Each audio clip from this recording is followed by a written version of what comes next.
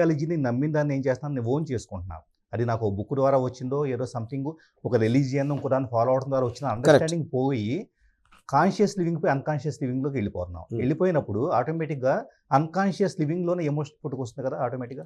కరెక్టే, కానీ అక్కడ దాని ఫండమెంటల్ బేస్ పాయింట్ ఏంటంటే మీరు పుట్టినప్పుడు మీకు థాట్స్ లేవు, ఫీలింగ్స్ లేవు. మ్యాక్సిమం పెయిన్ అంటే ఏడుస్తారు, లేకపోతే సర్వైవల్ ఇన్స్టింక్ట్ ఉంటుంది, ఫియర్, భయం. ఈ రెండు natural emotions which are basically applicable to all living beings. మిగతా అన్ని కూడా మీరు మిమిక్ చేయడం మొదలెడతారు. మీ చుట్టూ ఉన్న పెద్దవాళ్ళు ఎలా రియాక్ట్ అవుతున్నారు దాని నుంచి చేస్తూ ఉంటారు. అది ఇంకా ప్రోగ్రామింగ్ ఏ లెవెల్కి వెళ్తుందంటే ఒక పర్టికులర్ టైంకి రీచ్ అయినప్పుడు అది మీ పార్ట్ అయిపోతుంది. Exactly. So you are taking in ideas, you are taking in experiences, you are taking in people saying this and that. ఒక పర్టికులర్ టైంలో మన మైండ్ గేట్ వేసేస్తాం. గేట్ వేసినప్పుడు అది మీ పర్సనాలిటీ అవుతుంది. ఆ personality you will try to defend it. అంటే ఇక్కడ ఒక పాయింట్ యాడ్ చేస్తాను. మీరు అన్నట్లుగా అప్పటిదాకా నేను పాసివ్లీ విన్నదే పాసివ్గా కండిషన్ చేయబడింది. ఎందుకు నేను ఓన్ చేసుకుంటున్నానంటే దాని నుంచి నాకు ఎంతో కొంత ప్లెజర్ వచ్చి ఉండొచ్చు కదా. అంటే ఫర్ ఎగ్జాంపుల్ ఇప్పుడు దాన్ని నేను మీ దగ్గరకు వచ్చేటప్పటికే ఆర్జీవి గారు నేను ఇది నమ్ముతాను అన్నప్పుడు, ఓ శ్రీధర్ గారు మీరు నమ్ముతారని చెప్పేసి మీరంటే ఆ డోపమిన్ హైక్ ఏదైతే ఉంటుందో అది నేను దీన్ని నమ్మాను కాబట్టి నాకు వచ్చిందని అది ఎందుకు వస్తుందంటే ఇప్పుడు ఈగో అనేది మనం నేను నా అంటే ఎవరు, మీరెవరు, మీ థాట్స్. ఎగ్జాక్ట్లీ. మీ బుర్రలో మీ ఒక థాట్స్ ఫీలింగ్స్ సమూహం అనేది నాకు ఇష్టం లేదు అంటే నేనెవరు, నాకు ఇష్టం లేదంటే నేను ఎందుకు పర్టికులర్టీని ఇళయరాజా అంటే నాకు ఇష్టం అని ఫిక్స్ అయిపోయాను. ఇళయరాజాని ప్రొటెక్ట్ చేయటంలో నా ఈగో ఉండదు, ఎందుకంటే నేను నమ్మిన మ్యూజిక్ అది.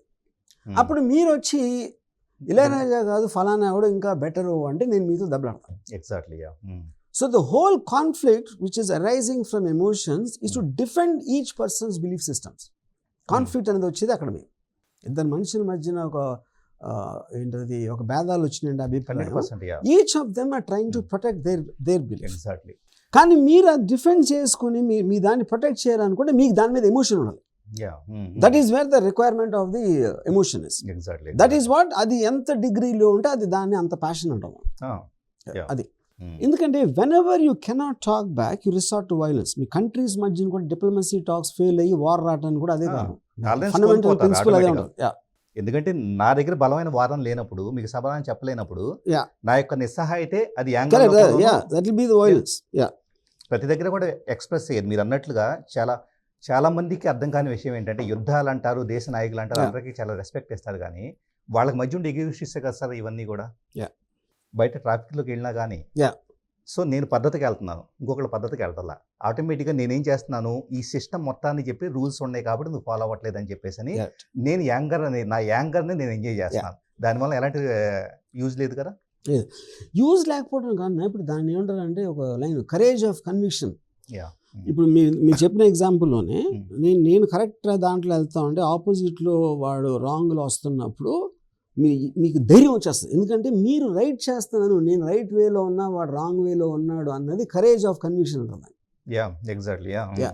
అప్పుడు ఏం చేస్తారు, మీరు రోడ్ రేజ్లో ఎప్పుడైనా చూడండి ఇద్దరు కొట్టేసుకుంటూ ఉంటారు. మీరు అప్పుడు ఈచ్ పర్సన్ అడిగితే డెఫినెట్గా ఆడే రైట్ అనుకుంటాడు, అందుకని కొట్టుకుంటున్నాడు కరుచుకొని. మీరు ఎప్పుడైతే మీ కన్విక్షన్ లేదో మీరు రైట్ మీరు ఎప్పుడు దెబ్బలాట్లోకి వెళ్ళరు అసలు. ఎగ్జాక్ట్లీ. అప్పుడేంటి కాన్సిక్వెన్స్గా ఐదర్ మీ దగ్గర ఉంది, మీరు వేరే వాళ్ళ ఎమోషన్ ప్రొవోక్ చేస్తారు. పోలీస్ ఆఫీసర్ని అడిగాను, ఇప్పుడు మీరు క్రిమినల్ ఎవడో అక్కడ ఇంట్లో దొంగతనం చేశాడు, దొంగతనం చేసినప్పుడు అది ఇల్లీగల్ క్రైమ్ కాబట్టి మీరు పట్టుకున్నారు, అని పట్టుకుని ఏదో చేసి అరెస్ట్ చేసి ఏదో చేస్తారు.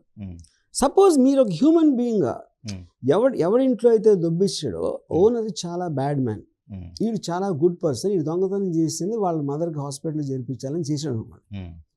That also doesn't justify thief. కానీ మారల్ ఆస్పెక్ట్లో you know that this guy is a good guy and that guy is a bad guy, కానీ వాడు క్రైమ్ చేయలేదు. ఇప్పుడు ఇలాంటివి వచ్చినప్పుడు మీరు ఏ డెసిషన్ తీసుకుంటారో ఇట్ ఇంట్ ఆన్సర్. అంటే ఒక రకంగా మోరాలిటీ అనేది నా కాన్ఫిడెన్స్ ఇస్తున్నట్లే కదా. అంతే. అంటే అప్పుడు నేను ప్రోగ్రామ్ చేయబడ్డాను ప్రతి దానికి, కాబట్టి అందుకని ప్రోగ్రామ్ చేయబడ్డాను కాబట్టి ఆ మోరల్ ఫాలో అయ్యాను కాబట్టి నేను సొసైటీకి కరెక్ట్గా ఉన్నాను, ఎలా అయినా ఉన్నానని కాన్ఫిడెన్స్ని ఎంజాయ్ చేస్తున్నాను అంతే కదా. కరెక్ట్. ఆ కాన్ఫిడెన్స్ కోసం మన స్వేచ్ఛని సాక్రిఫైస్ చేస్తున్నట్లే కదా. అంతే 100%. కానీ ఆ స్వేచ్ఛ సాక్రిఫైస్ చేస్తున్నాం అనే కాన్షియస్నెస్ కూడా ఉండదు. ఎగ్జాక్ట్లీ. అది నేను చెప్తున్నా. అప్పుడేంటి ఇది కరెక్ట్ అంటే మ్యాక్సిమం మనం ఎవరికి తెలియకుండా మనలో ఉన్న కోరికల్ని మనం మనం అప్పుడప్పుడు తీర్చుకోవడానికి ట్రై చేయొచ్చు. కానీ మనం కంటెస్టెంట్గా భయపడతాం, సొసైటీకి భయపడతాం, దేవుడికి భయపడతాం, వేరే వేరే ఆటలో ఆ భయంలో జీవిస్తాం. ఆ భయమే మనకి ఒక కోహెషన్ వస్తుంది. ఆ భయం వల్లనే సొసైటీ సర్వే అవుతుంది. ఇండిపెండెంట్ ఇండివిజువల్ ఉన్నప్పుడు వాడికి భయం ఉండదు.